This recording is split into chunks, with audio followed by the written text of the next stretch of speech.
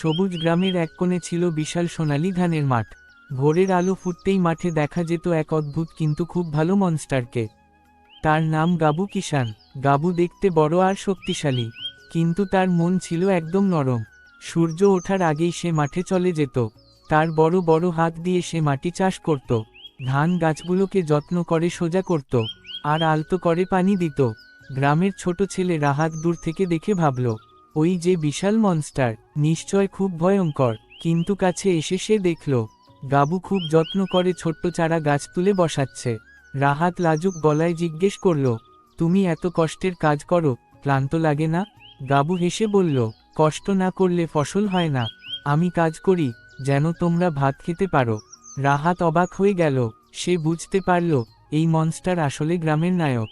হঠাৎ একদিন আকাশে কালো মেঘ জমল, জোরে বাতাস বইতে শুরু করল, ধান গাছগুলো দুলতে লাগলো।